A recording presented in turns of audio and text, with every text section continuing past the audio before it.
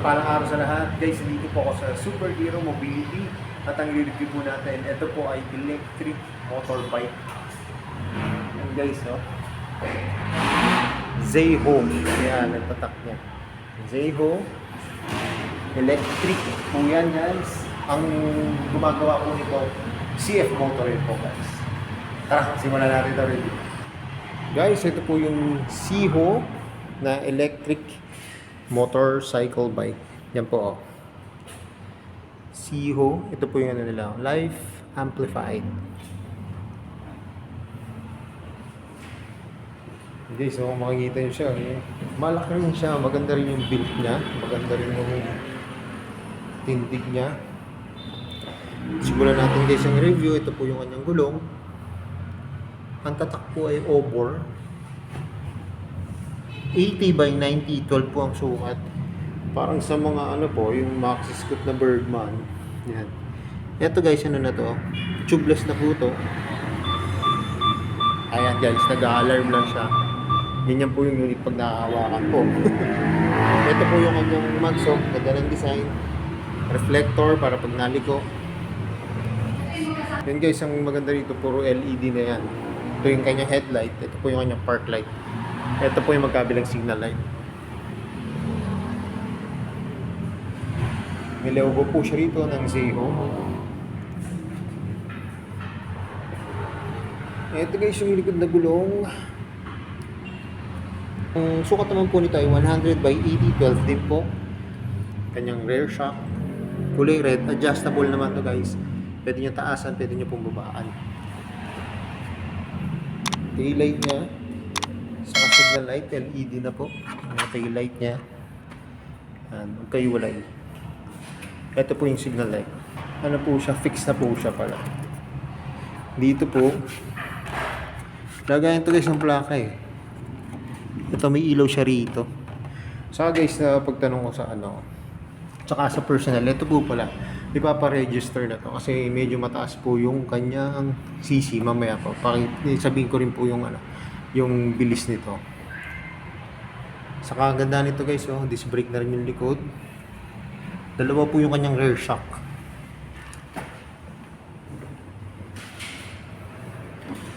Ito po yung tapakan ng angkasan.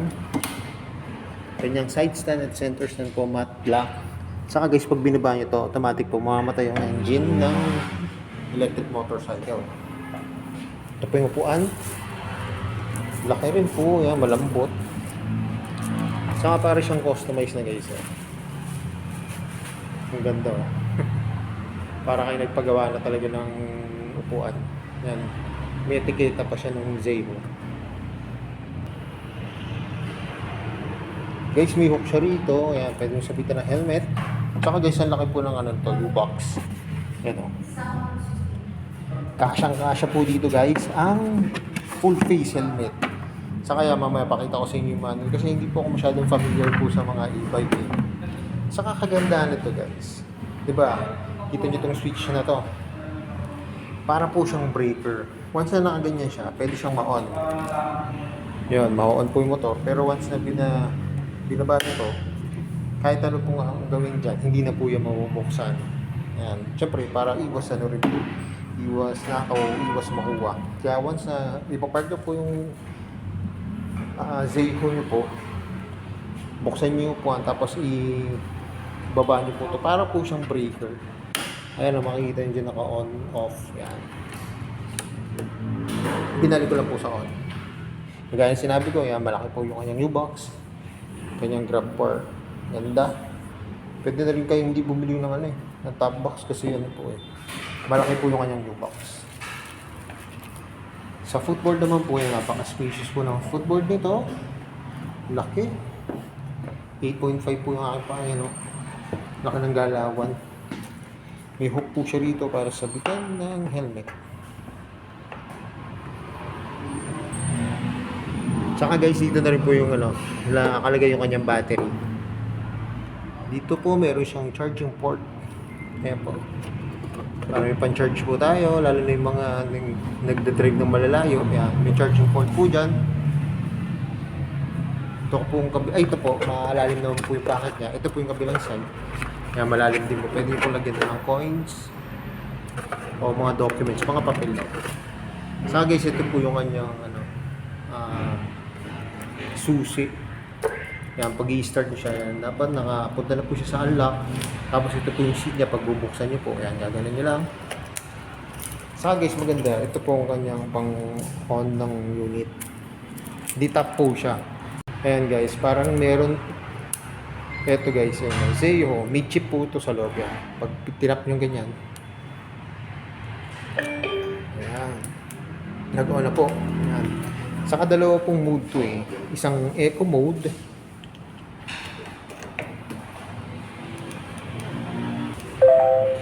Yeah, pagka nagganyan po kayo, nag-ready kayo, ano no to guys, kahit hindi nyo na i-press to, itong starting niya, tatakbo na yan pagka tinrottle niya yan. Tinrottle ko lang mo.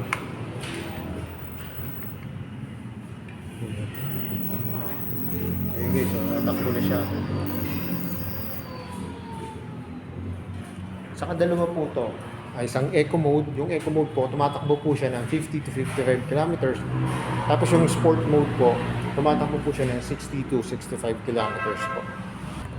Yan guys, makikita nyo pag naka-eco mode kayo, kulay green siya. Tapos press nyo lang po itong plus sign. Yan. Pag pinress nyo to, yan, sport mode daw ito. Ito po yung tumatakbo ng 60 to 65 kilometers per hour. Pag ito pong eco mode, 50 to 55 kilometers per hour. Subukan natin pagka naka-sport mode, tignan nyo pag pinrottle ko siya. Ayun o, konti pa lang na ang bilis na agad. Yan. Saka yun o, yung bilis ko 30 ano agad o. Naka 33 agad yun. Ayan o. 30-36 yan. Ang bilis ko agad. Ito po yung makikita nyo sa kanya manubela, high and low, passing light, signal, busina. Ito po yung pagbabalit ng eco mode to sport mode. Sa kanyang headlight. Ito po hazard, yung start niya po. Saka guys, ito po, switch niya to. Yan, kung makikita nyo, ito po. Ano yan guys, pagka pinress nyo po ng ganyan yan. At naka-throttle low kayo, mag-steady siya. Ibig sabihin niya mahaba hindi na drive nyo. Siyempre, nangangalay na kayong mag-throttle. Mag-throttle na gano'n. Once na i-ano nyo ito, i-press down nyo yan. Kung ano pong bilis ng iniwan nyo, ganyan po siya. Yan. Magtatakbo lang po siya ng dire-diretsong gano'n. Tapos ito guys, sa custom ko. Ito po yung custom niya. Ito po yung kanyang manual kasi talagang bago lang po siya sa akin. Hindi ko rin po masyado pang ito po guys, so yan yung sa switch niya dito, sa 6 yan, custom switch. Custom button can be set yan. I-set nyo pa po yan. And guys, kaya ako naghanap po ng electric motorcycle. Pasyalan nyo na po guys dito sa Superhero Mobility. Yan po yung brand na yan, Zeho. Guys ang maker po nito, ang gumagawa rin po ng magagandang motor, ang mga big bike na motor na CF Moto. Yan kita nyo naman Kaya kung anong quality po niyan, quality rin ito. Kalidad din po nitong electronic motorcycle na to.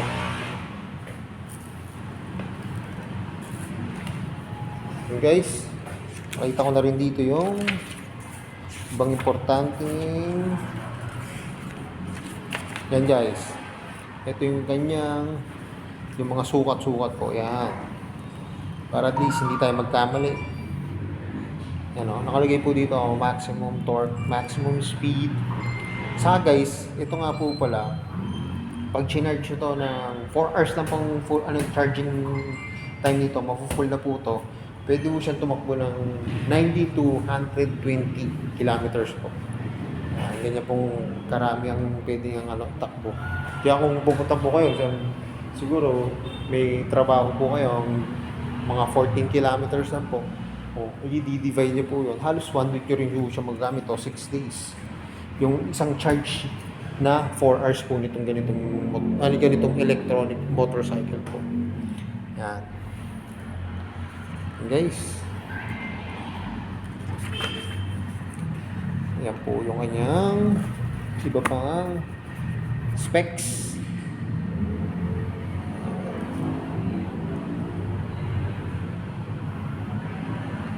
So yun guys, kung naghahanap po kayo ng electronic motorcycle, pasyalan nyo na to guys dito. Ang available nilang kulay ito po ay gray, saka meron silang glossy na black. Ito, maganda rin ito guys, ang glossy na black nito. Unang tingin nyo nga guys, pag titignan nyo siya, kala nyo motor na siya. Pero pag tumakbo, yun talaga, napaka-tining ng takbo niya. Ayan. Napaka-tining ng takbo. Siyempre, mas maganda ito guys, kung mapapasyalan nyo po, makikita nyo na actual unit para lalo nyo siyang ma-appreciate. So yun guys, hanggang dito na lang. Kung bago lang kayo sa aking YouTube channel, subscribe nyo po, balik ang notification bell para updated po kayo sa aking mga videos. At salamat na po pala dito sa may Super Hero Mobility, nare-review ko po yung mga motor. Pati dito, electronic motorcycle. Sa akin guys, abangan nyo po, may darating po dito mga unit, mga Bristol po. Yan, pag dumating na po dito, mag-review po tayo na mga ganun. More sa gusto ka, mag-generate po sinasabi. Ingat po palagi, ride safe always and God bless po. Palagi share na rin po na mga videos. At lagi natin tatandaan, mahal tayo na dito. Bye-bye!